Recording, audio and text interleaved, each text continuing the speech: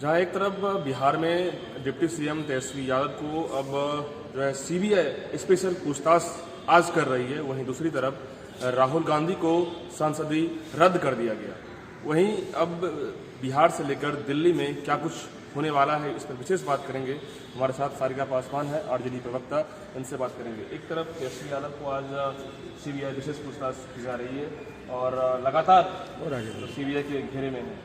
देखिए, सीबीआई के कोई घेरे में नहीं है। इन 10 से 12 सालों में कई दफ़ा सीबीआई, इनकम टैक्स और ईडी के रेड्स बढ़े, विभिन्न जगहों पे पड़े और घर के परिवार, बेटियों तक के घरों तक पहुंची है सीबीआई की टीम। और हम सब जान रहे हैं कि भारतीय जनता पार्टी जो है किस तरीके से मशीनरी का दुरुपयोग कर रही है और सिर्फ अपने विपक्षियों को डराने के लिए, उन्हें प्रताड़ित करने के लिए वो इन संस्थाओं का उपयोग करके डरा रहे हैं वो। लेकिन हम डरने वाले नहीं हैं, क्योंकि भाई कहते हैं ना, सत्य की जीत होती है और निश्चित रूप से सत्य की जीत होगी। हम कानून में विश्वास रखने वाले लोग हैं। आपको जितनी जांच पड़ताल करनी है करिए।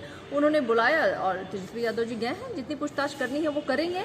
और हमें पता है कि ऐसी डर और दहशत से वो हमें डरा नहीं सकते। मतलब ठीक है, डिक्टेटरशिप भारतीय जनता पार्टी चलाना चाह रही है, लेकिन उसकी डिक्टेटरशिप चले इस देश में, जो देश जो कहते हैं कि अंग्रेजों की गुलामी से निकल आया, तो ये अमित शाह और मोदी कौन सी चीज़ है?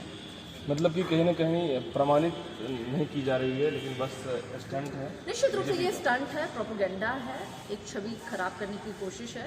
लेकिन ये छवि खराब करने के चक्कर में ये छवि को बढ़ा रहे हैं, क्योंकि आज देश की जनता जान रही है कि जिनके घरों पे सीबीआई रेड्स डाल रही है, ईडी की पूछताछ चलती है, यानी कि वो लोग वो हैं जो भारतीय जनता पार्टी टारगेट कर रखी है, जिससे भारतीय जनता पार्टी डरती है। अगर इनके पास कुछ और नहीं होता है तो ये क्या करते हैं, अपने सीबीआई और ईडी के टटुओं को उनके घरों पे भेज देते हैं। वही कर रहे हैं, करते रहे वो, क्योंकि 12 साल हो गए किसी निष्कर्ष पे सीबीआई नहीं पहुंची। तो निश्चित रूप से ये तो प्रमाण है कि ये सिर्फ और सिर्फ अपने विपक्षियों को डराने और प्रताड़ित करने का काम हो रहा है। राहुल गांधी का जो कि अब सांसद थे अमेठी से, वो रद्द हो गया है उनका सांसदी, तो कितना प्रभाव पड़ेगा महागठबंधन पर? देखिए, भारतीय जनता पार्टी सिर्फ और सिर्फ अपने सियासी फायदे के लिए इस तरीके से अपने विपक्षियों के साथ जो व्यवहार कर रही है, ये भारतीय जनता पार्टी का चेहरा है। जो वो कहते हैं ना कि साउथ कोरिया वाली स्थिति वो देश में चलाना चाह रहे हैं, लेकिन वो चलने वाला नहीं है। अभी भी न्यायपालिका है, जिंदा है, और निश्चित रूप से वो आगे बढ़ेंगे, वो कार्रवाई आगे अपनी बढ़ाएंगे। लेकिन बात सवाल है कि बिहार में आपकी पार्टी हो या सेंट्रल में बीजेपी हो, जब सत्ता में होती है तो इसी तरह से सियासी जो है अपना तरीका अपनाती है, तो ये तो जैसा करने वैसा धर नहीं चलना है। नहीं, देखिए, भारतीय जनता पार्टी जिस स्तर पे गिरती है, मुझे नहीं लगता है आज तक स्वतंत्र भारत में कोई भी पार्टी है जो उस स्तर पे गिरी हुई होगी। क्योंकि आप देख लीजिए,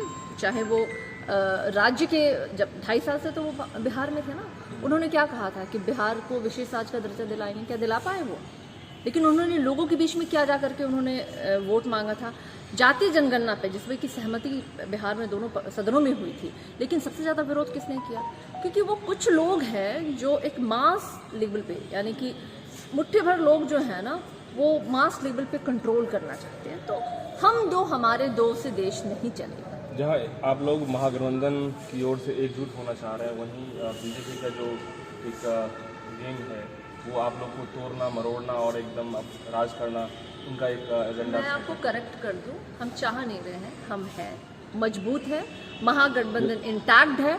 और 2024 में भारतीय जनता पार्टी को भी पता है कि उनकी सत्ता जा रही है, इसलिए वो डरे हुए हैं, वो हिले हुए हैं। क्या नीतीश और ऑलरेडी वो निकाले जा चुके हैं, एक बारी बिहार से अभी निकाले जा चुके हैं। तो आप समझ लीजिए ना कि डर और दहशत में कोई है, भारतीय जनता पार्टी है, वो जान रही है कि उनकी झूठ का और उनके धर्म और जातीय उन्माद से सहारे जो उन्होंने आज तक राजनीति कर ली, अब आगे नहीं चलने वाली है। नीतीश कुमार जंगल राज में आप लोग को घसीट रहे थे और फिर आज एकजुट की बात कर रहे हैं। नहीं, इन विषयों पे हम नहीं जाएंगे, कोई जंगल राज नहीं है। लालू प्रसाद यादव जी, नीतीश कुमार तो कहते थे ना कि जंगल राज से हम दूर रहना चाहते हैं। भाई, नीतीश जी ने तो भारतीय जनता पार्टी को कहा था सबसे बड़का झूठा पार्टी, कहा था ना भाई।